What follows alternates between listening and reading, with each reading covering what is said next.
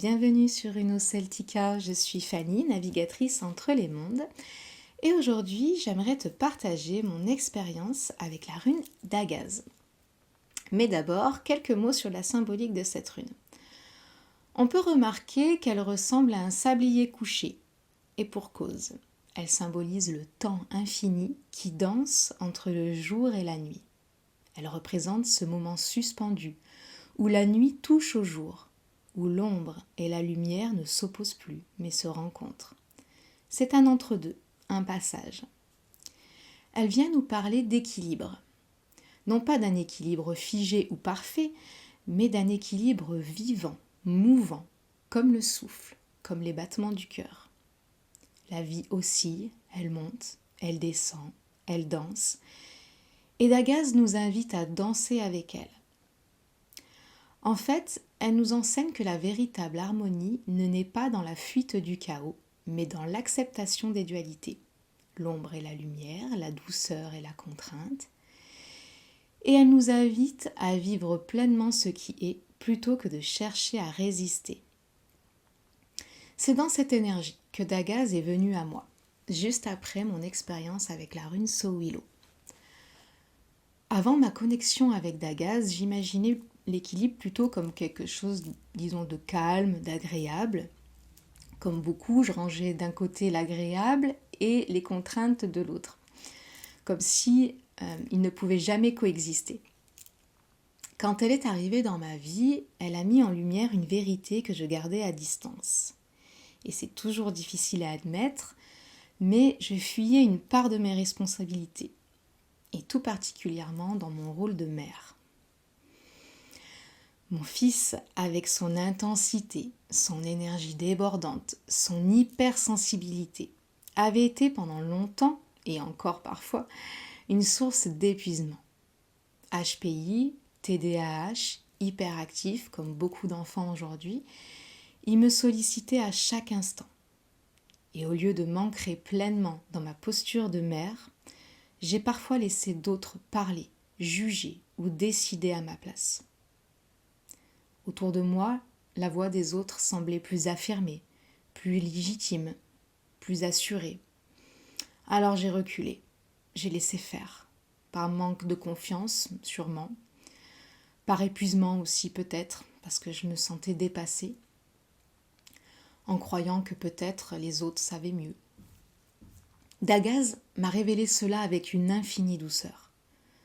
Contrairement à Sowilo qui m'avait bousculé dans une lumière directe, Dagaz, elle, est venue souffler quelque chose de l'intérieur.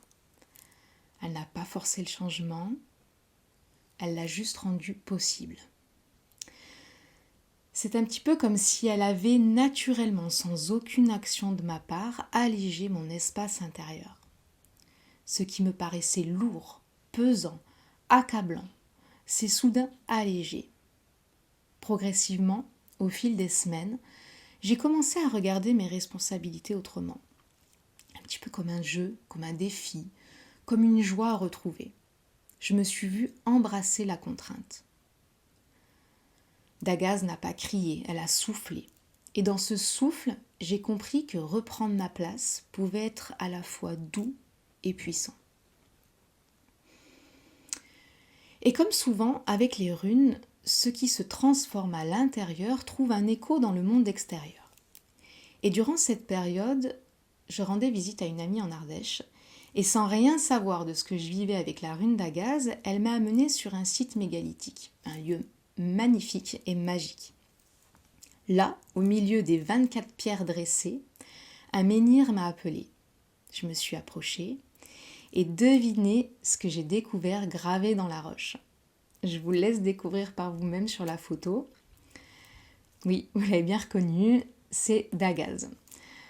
Mais ça ne s'arrête pas là. Au moment où je tourne la tête, j'aperçois en face une statue d'une vierge veillant sur le site. Ses bras étaient croisés sur la poitrine dans la posture exacte de Dagaz, exactement comme dans le yoga runique que j'expérimentais à l'époque. Alors c'est pas le sujet de cette vidéo, mais en quelques mots, cette pratique consiste à adopter une posture corporelle qui imite la forme de la rune. Et comme vous pouvez le voir sur les photos, la ressemblance entre la posture de Dagaz et celle de la Vierge est frappante. Alors oui, certains y verront un simple hasard, parce qu'il est vrai qu'il est peu probable que cette statue ait été conçue pour représenter Dagaz. Mais pour moi, à cet instant précis, ce n'est pas un hasard, c'est une synchronicité. Et plus encore, une confirmation intime et silencieuse que j'étais sur la bonne voie dans mon rôle de mère. En rentrant de notre balade, mon ami m'a tendu un oracle et m'a proposé de tirer une carte. Je tire la carte Harmonie. Et le message de mémoire disait quelque chose comme « La vie est comme une musique. C'est le contraste entre l'harmonie et la dissonance qui rend la mélodie intéressante. » Autant vous dire que je l'ai ressenti comme un ultime message de Dagaz. Voilà, si je devais résumer l'enseignement que m'a transmis Dagaz durant ce mois de février, je dirais qu'elle m'a montré qu'il est possible de trouver du plaisir au cœur même de la contrainte. Et si toi aussi tu traverses une période de fatigue, si ton quotidien te semble pesant, que les contraintes t'oppressent, et si tu ressens ce besoin de clarté, d'air, de douceur, alors Dagaz peut être une alliée précieuse pour toi. Elle n'impose rien, elle transforme simplement, avec douceur. Elle t'aide à respirer au cœur même de ce que tu fuyais. Et à voir peut-être, pour la première fois, que ce qui te semblait lourd peut devenir un chemin vers plus de liberté. Dagaz est là pour t'aider à accueillir la lumière, sans renier l'ombre. À embrasser la complexité de la vie avec plus de légèreté.